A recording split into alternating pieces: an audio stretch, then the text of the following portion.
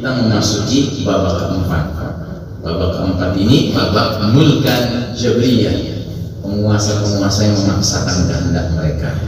Nah, periode ini periode di mana penguasanya memaksakan kehendak seraya mengabaikan kehendak Allah dan Rasulnya.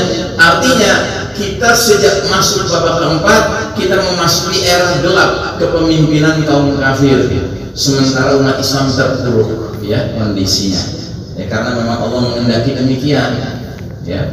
Dan ini sudah berjalan selama 102 tahun Hijriah, sejak tahun 1342 Hijriah. Kalau pakai hitungan Masehi sudah 99 tahun Pak, sejak tahun 1924. Nanti 2024 persis 100 tahun kalau pakai hitungan Masehi. Nah, jadi kita di sekarang ini di periode keempat ini tidak lagi merasakan kepemimpinan Islam dan umat Islam, ya Pak.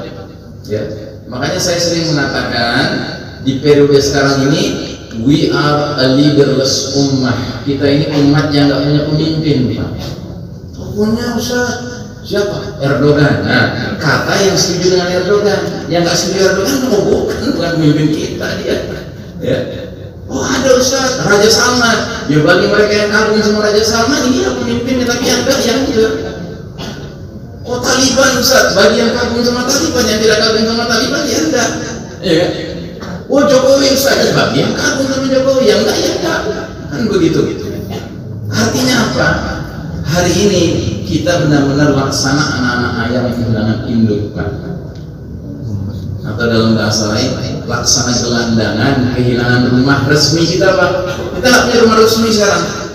Kita tinggal di bedeng-bedeng. Tahu bedeng? Ya, bahasa Medan bedeng ya. Bedeng itu rumah tidak permanen. Ya. Makanya aneh, kok tinggal di rumah tidak permanen terus teriak-teriak, "Enggak perlu dirubah rumah ini." Gitu kan aneh. Padahal ini rumah mesti diperbaiki, mesti dibenahi. Paham ya, Pak? Paham? Kan kalau kita lihat rumah orang permanen, Pak, rumah kita bedeng gitu, kita rasanya ingin juga punya rumah permanen ya. Gitu. Nah sekarang kita dipaksa oleh situasi kondisi tidak boleh punya rumah permanen, rumah Islam tidak boleh. Gitu. Yang ada tuh rumah singgah lah, gitu ya. Halte bis, barangkali halte bis begitu kira-kira ya. Hujan tetap hujanan, panas-panasan begitu. Sampai kapan? Sampai Allah takdirkan kita memasuki periode kelima nanti insya Allah. Ya, begitu masuk periode kelima, alhamdulillah rumah kita tidak kembali. Nah, bila itu ya jawabannya Allahu a'lam bishawab. Ya. Tapi kita diberitahu sama Nabi tanda-tandanya, ada tanda-tandanya ya. Nah, jadi periode kepemimpinan yang kelima nanti adalah periode kepemimpinan Al-Mahdi. Ya. Al-Mahdi ini bukan nama seseorang, Pak, tapi Al-Mahdi ini gelar, julukan. Artinya satu, laki-laki yang mendapat petunjuk dari Allah Subhanahu wa taala, dan dua, laki-laki yang ditunjuk Allah menjadi Amirul Mukminin fi akhir zaman, pemimpin kaum beriman di akhir zaman. Kapan dia munculnya? Wallahu a'lam bishawab. Ya, tapi hadis-hadis Nabi tentang hal ini cukup banyak. Jadi kalau kita pelajari baik-baik hadis-hadis Nabi, kita bisa menghayati lah kira-kira ya Al-Mahdi ini kemunculannya seperti apa nanti. Nah, jadi Al-Mahdi ini ketika muncul nanti disebutkan dalam salah satu hadis, "Ubashirukum bil mahdi yub'atsu fi ummati ala ikhtilafin minan nasi wa zalazil yamla'u al-ardha qistan wa 'adlan kama muli'at jawran wa zulman." Artinya, kuberitakan kabar gembira diutusnya Al-Mahdi ke tengah-tengah umat ini pada saat perselisihan antar manusia menjadi-jadi, satu, kedua banyak gempa berlangsung ya, terus yang ketiga Al-Mahdi akan penuhi bumi secara merata dengan keadilan setelah sebelumnya bumi dipenuhi secara merata dengan kezaliman. Hari ini kezaliman ramai atau sepi, Pak?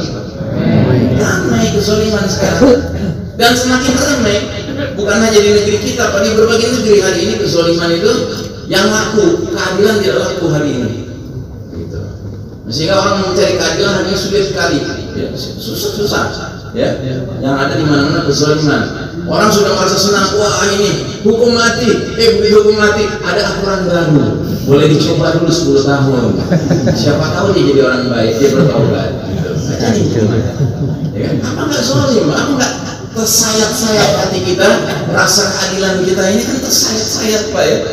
Tapi percayalah, ini adalah perjalanan yang harus kita alami dan akan berakhir insyaallah taala ya. Kapan Allah a'lam bishawab. Yang jelas ada lagi hadis Nabi mengisyaratkan jika Al-Mahdi sudah muncul maka Allah akan takdirkan ada sebanyak 313 orang alim, orang soleh yang tidak pakai perjanjian ngumpul di Mekah, Pak. Ngumpul di Mekah mereka, jumlah mereka seperti pasukan perang Badar, 313 orang.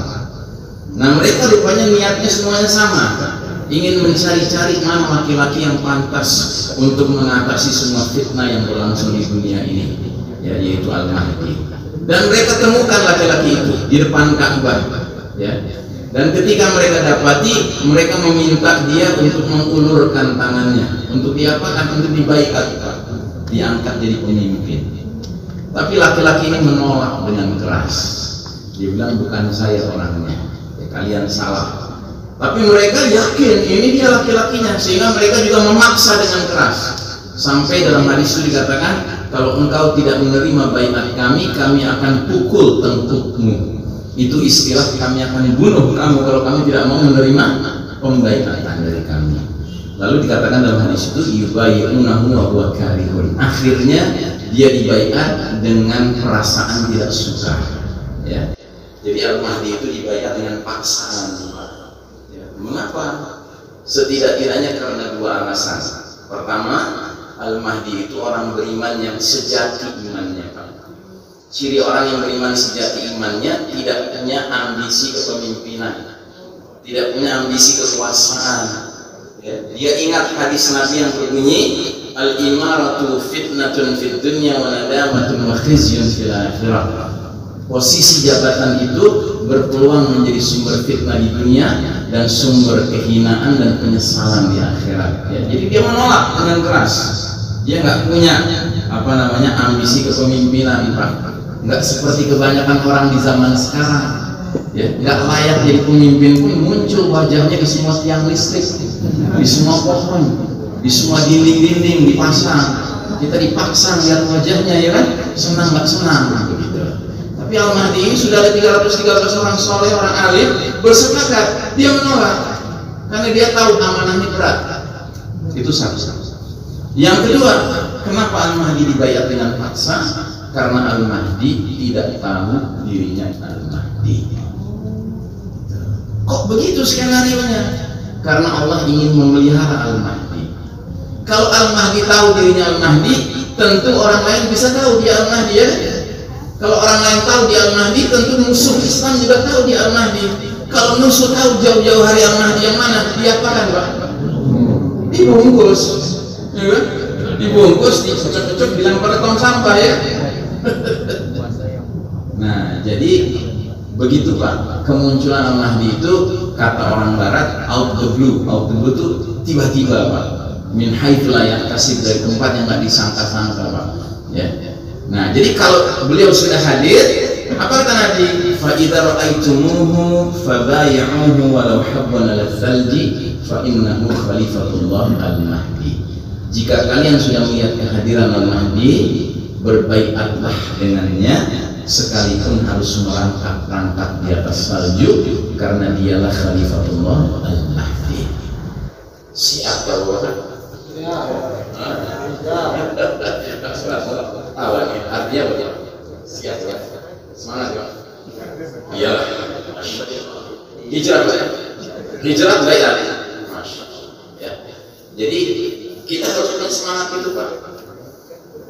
Nah, Al-Mahdi ini the certified leader, ya. Al-Mahdi ini pemimpin yang dapat sertifikasi dari Allah dan Rasulnya. Tidak ada pemimpin lain yang dapat sertifikasi dari Allah dan Rasulnya. Maka jangan buang waktu, nyari-nyari orang yang nggak ada sertifikatnya dari Allah dan Rasulnya. Ya, lebih baik kita fokus menyiapkan diri dan keluarga kita untuk layak menjadi jundullah, jadi tentara Allah yang dipilih Allah untuk berbaiat bergabung dengan Safful Mahdi, barisan Al-Mahdi. Nah, jadi Al-Mahdi ini akan memimpin kita pada akhir zaman nanti, dan dia dengan izin Allah akan merubah dunia yang sudah penuh kezaliman sekarang ini menjadi penuh diwarnai keadilan, insyaallah ta'ala, ya. Dan setelah beliau memimpin sekian waktu, nanti selanjutnya akan datang Isa alaihissalam, ya. Jadi Isa alaihissalam ini termasuk min alamati as-sa'ah, di antara tanda-tanda kiamat, bahkan termasuk min alamatil kubra, tanda-tanda besar kiamat. Dan kita meyakini Isa alaihissalam itu akan turun dari langit di antara dua malaikat, ya. Dan tentunya tidak seperti orang Nasrani. Orang Nasrani meyakini juga Yesus Kristus akan turun dari langit, ya Pak, ya. Tapi menurut keyakinan mereka, nanti kalau Yesus turun membangun Kingdom of Heaven, kerajaan surgawi, semua manusia jadi Kristiani, jadi Nasrani. Kalau kita tidak, kita meyakini Isa alaihissalam turun di akhir zaman menjadi pengikut millah Muhammad sallallahu alaihi wasallam. Bahkan Isa alaihissalam akan mengingatkan semua Yahudi, semua Nasrani, ahli kitab untuk mengikuti Nabi Muhammad SAW, ya. Dan dia akan menjelaskan kalau dirinya tidak pernah mati di salib, ya. Dia akan menjelaskan kalau dirinya ini adalah seorang hamba Allah, Nabi Allah yang menjadi pengikut Nabi Muhammad SAW. Bahkan dalam sebuah hadis dikatakan yuqatilun nas alal Islam. Isa alaihissalam nanti akan memerangi manusia sampai memeluk Islam. Jadi Isa alaihissalam nanti kalau turun di akhir zaman cuma menawarkan dua pilihan kepada setiap orang di luar Islam. Pilihan pertama, aslim taslam, masuk Islam dan engkau akan selamat dunia akhirat. Kalau tidak mau, dibunuh sama Isa alaihissalam. Kok mengerikan begitu Ustaz? Katanya Isa alaihissalam santun. Betul, Isa alaihissalam itu santun. Dijadwal dulu. Dijadwal nanti Isa alaihissalam tegas, ya, karena dunia sudah mau berakhir. Masa dunia sudah mau berakhir, Isa alaihissalam sudah turun, orang-orang kafir masih ngeyel juga menolak untuk menerima Nabi akhir zaman dan ajarannya. Ya, lebih baik mati. Makanya nanti akan ada orang-orang di kitab memeluk Islam tidak mau, mati lebih nggak mau. Akhirnya pilih apa? Pura-pura masuk Islam. Sampai kapan? Sampai Isa alaihissalam wafat. Begitu wafat murtad lagi mereka. Nah, dalam keadaan lagi murtad, tiba-tiba matahari terbit dari barat. Pertanda apa? Pintu tobat sudah ditutup. Berarti mereka mau mengucapkan dua kalimat syahadat dalam ya. Sudah tulai, nggak bisa diterima lagi. Ya. Nah, jadi saudara rahimakumullah, dalam hadis-hadis Nabi diterangkan bahwa kepemimpinan Al-Mahdi berlangsung 7 atau 8 atau 9 tahun maksimal, ya. Dipenuhi dengan banyak peperangan, ghazwat, dan diakhiri dengan perang terakhir melawan kaum Yahudi yang langsung dipimpin oleh Al-Masihud Dajjal. Nah, dalam perang terakhir ini kaum muslimin yang sedang mengkonsolidasi diri di sebuah masjid di kota Damaskus, ya, menjelang sholat subuh, sedang berdoa antara azan dan qomat, tiba-tiba turunlah Isa alaihissalam di menara putih masjid tersebut, ya. Dan Al-Mahdi yang memimpin sholat subuh itu langsung mempersilahkan Isa alaihissalam memimpin sholat subuh, tapi Isa alaihissalam menolak. Kata Isa alaihissalam, demi Allah, inilah kelebihan umat Muhammad daripada umat lainnya. Sebagian kalian ditetapkan menjadi pemimpin bagi sebagian lainnya. Maka Isa alaihissalam mendorong Al-Mahdi memimpin sholat. Isa alaihissalam makmum di belakang Al-Mahdi, sekaligus mengumumkan bahwa beliau turun di akhir zaman nanti dari langit bukan membawa ajaran baru, apalagi membawa ajaran Nasrani yang sudah jauh menyimpang dari ajaran para al-anbiya wal mursalin alaihi wassalam. Begitu selesai sholat, Isa alaihissalam bilang sama Al-Mahdi, buka pintu gerbang masjid. Begitu dibuka, ternyata 70.000 tentara Yahudi mengepung masjid itu, dipimpin oleh Al-Masihud Dajjal. Dan begitu Al-Masihud Dajjal melihat di barisannya Al-Mahdi ada Isa alaihissalam, kata Nabi, Al-Dajjal langsung menjadi seperti garam disiram air, ya. Garam kalau disiram air jadi apa? Meleleh, ya, mencair, ya. Kalau orang Betawi, anak muda Betawi bilangnya ngeper. Dajjal langsung ngeper. Tahu ngeper? Ketakutan. Ya, takut dia, karena dia tahu satu-satunya manusia yang Allah izinkan membunuh dirinya adalah Isa alaihissalam. Lari dia dari medan perang, dikejar sama Isa alaihissalam. Sampai mana? Sampai kota Lut. Lut itu kota di Palestina antara Tel Aviv dengan Yerusalem. Nah, di Babul Lut, pintu masuk kota Lut itu, Isa alaihissalam melempar tombaknya yang menjadi senjata perangnya waktu itu, maka tertancap di badannya Dajjal, matilah dia. Ya. Diangkat tinggi-tinggi, diperlihatkan darah Dajjal menetes dari ujung tombak beliau. Semua orang beriman melihat itu langsung naik moralnya. Wah, ternyata Dajjal mati juga. Ya. Dajjal yang kelihatannya jago sihir itu, jago melakukan hal-hal yang extraordinary, yang sakti mandraguna, ternyata mati juga, manusia juga dia. Sementara orang kafir Yahudi, ya kan, mereka melihat kejadian itu langsung ciut nyalinya. Karena pimpinannya mati kan, bahkan Tuhannya, mereka yakin Dajjal itu kan Rob. Kan nanti Dajjal kalau muncul mengaku ana rabbukum, aku Rob kalian. Semua yang jadi pengikutnya mengimani dia sebagai Rob. Tapi mati, Robnya mati. Ya, Tuhan mati. Nah, jadi saudara rahimakumullah, itu yang terakhir, ya, perang terakhir umat Islam adalah melawan Dajjal, yang mana umat Islam dapat bantuan khusus dari langit berupa bergabungnya Isa alaihissalam. Nah, selanjutnya Isa alaihissalam akan memimpin umat beriman ini di akhir zaman menghadapi kaum mufsiduna fil ardh, Ya'juj wa Ma'juj. Tapi saya nggak akan ceritakan karena ini ceritanya panjang lagi, Mak.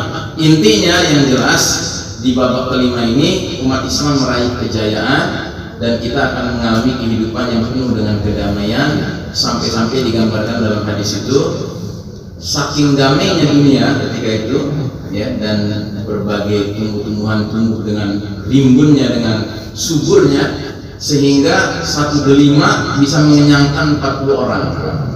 Ya. Kemudian kedamaian itu sampai ke tingkat anak kecil bermain-main dengan ular tidak ketakutan, karena ular sudah tidak ada bisanya, Pak. Ya. Dan harga kuda menjadi murah. Kenapa murah? Kan sudah nggak ada perang lagi, Pak. Sudah nggak ada perang lagi. Yang harganya agak lumayan adalah kerbau, sapi, karena digunakan untuk bercocok tanam. Ya. Jadi di zaman nanti Isa alaihissalam memimpin, maka umat ini akan mengalami kedamaian sampai ke tingkat kesibukannya hanya dua. Kalau nggak bercocok tanam, beribadah. Ya, hanya itu saja kesibukannya. Ya.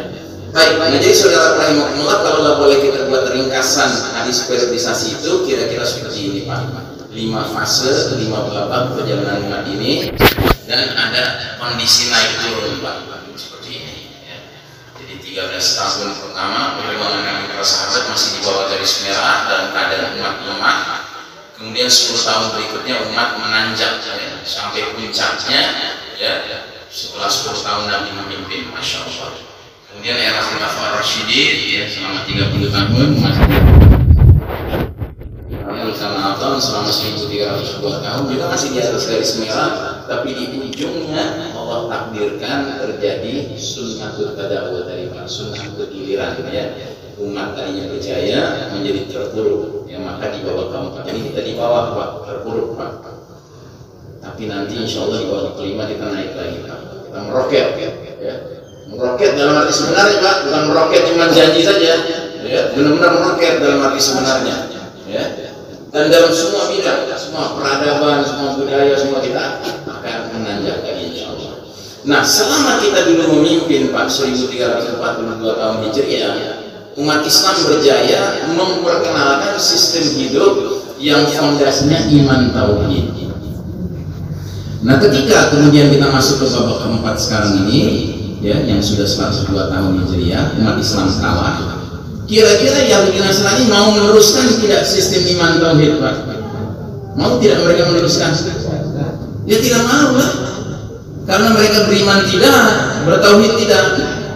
Berarti yang mereka perkenalkan sistem apa? Sistem berfondasikan kekufuran dan kesyirikan, Pak. Makanya dunia kita sekarang kacau balau. Kita ini dunia yang tatanannya tidak dikelola dengan petunjuk Allah, petunjuk Rasul. Makanya kacau, Pak. Ya.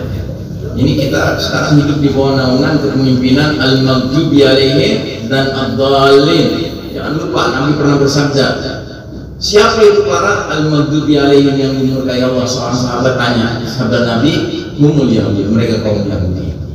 Siapa itu ad-dhalin? Yang tersesat dalam surat Al-Fatihah. Kata Nabi, hum Nasara. Mereka tahu Nasrani. Bayangkan yang mimpin dunia sekarang, yang dimurkai Allah dan yang tersesat, yang mimpin kita sekarang. Gitu. Maka wajar kan dunia jadi kacau kan?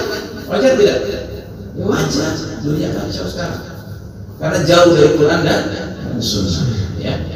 Tapi insya Allah ini semua ada gilirannya. Makanya ayat ini saya perkenalkan lagi, ya, saya ingatkan lagi bahwa ini semua ada gilirannya. Dan tugas kita sekarang adalah sabar, istiqomah, binaul iman wa tauhid, membina diri dan keluarga kita agar benar-benar memenuhi kriteria ciri-ciri jundullah, tentara Allah, dengan harapan bahwa Al-Mahdi bila-bila masa kata orang Malaysia tiba-tiba muncul, ya, mudah-mudahan kita sudah siap untuk segera dimasukkan Allah dalam daftar, ya, Saful Mahdi, ya, barisan Al-Mahdi insyaallah. Demikian saya kira untuk malam hari ini saya sampaikan. Mudah-mudahan yang saya sudah jelaskan ini tidak membuat bapak dan ibu makan nggak nyenyak, makan nggak kenyang, nggak nyenyak, ya, tapi semakin bergairah, ya, karena memang ini era di mana kita dituntut bergairah.